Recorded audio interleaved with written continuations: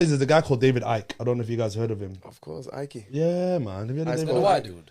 Yeah, he's a white dude. Guy, yeah, the guy just in some mad condition. Do you know what? The lizard. No. This is the thing. He says a lot of real bro, that you're like, raw, like, fucking hell. A lot of conspiracies, which actually makes some sort of sense. And then he loses you when he says, the world's ran by reptilian pedophiles. And I'm like, bro, man, stop listening. Do you know what I'm saying? You ruining it. Yeah. You ruining it. Yeah. Like, you ruined it, If bro. you look closely, Mark Zuckerberg, you'll see his tongue twitching naturally. I'm like, yo, brother, I'm not sure about that one.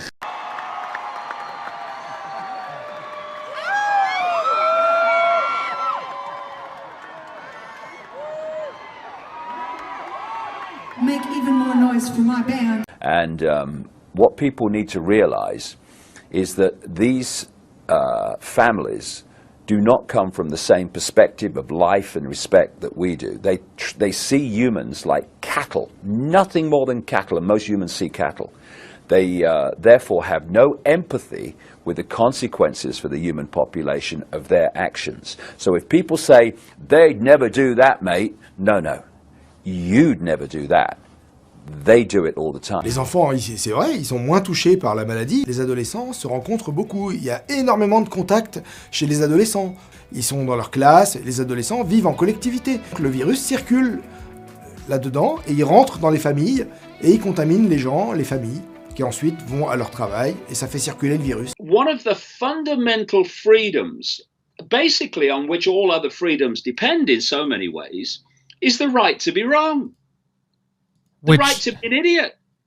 Because if you don't have that right, someone else, i.e. authority, is deciding whether you're right or wrong. And then we're into the situation we're in now. Oh, you can't say that because you're wrong. Who says that? Well, I do. I just heard a crazy trip report from none other than David Icke himself. After taking ayahuasca, he said he heard a female voice speak to him. And it's probably safe to assume that this is the common entity people meet on ayahuasca, Mother Aya. He said it didn't feel like he was listening to his own thoughts in any shape or form, but rather that this was a foreign consciousness he was listening to. One of the things she said to him was that infinite love is the only truth, everything else is illusion. And then she continued by saying, if it vibrates, it's illusion. Mother Ayahuasca then told him she'd take him to where he came from, and just like that, he was transported to a place that he described as being beyond the realm of vibration. David Icke said that this place was composed of a shining blackness and that it felt like it was the deepest state of consciousness.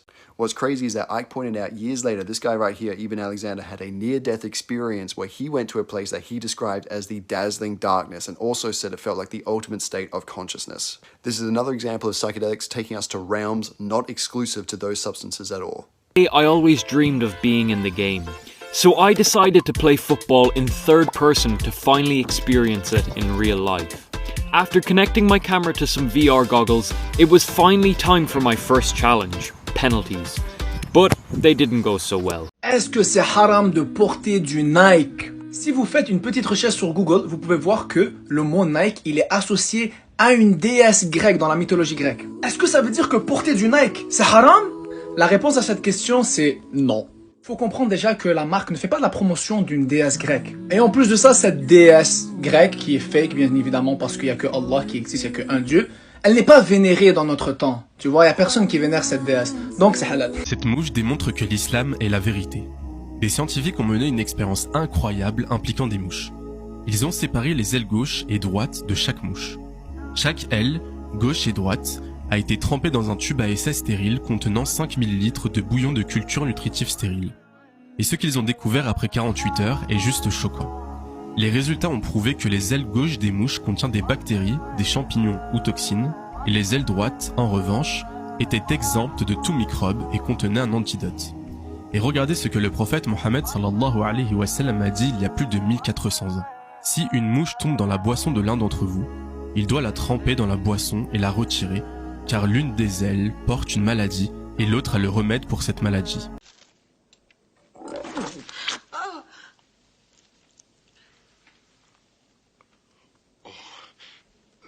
That's disgusting.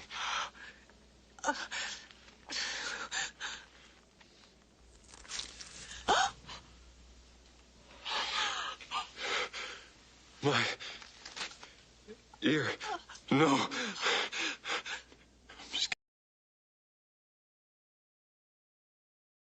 Il y a Paul Stamets qui a fait un commentaire intéressant justement sur le fameux podcast sur les champignons avec Joe Rogan, dans lequel lui il réinterprétait Terence McKenna en se disant les champignons prédatent l'espèce humaine, les primates, les champignons sont arrivés bien avant. En fait, on s'est séparés de la protocellule qui a généré les fonges il y a à peu près 650 millions d'années, quelque chose comme ça.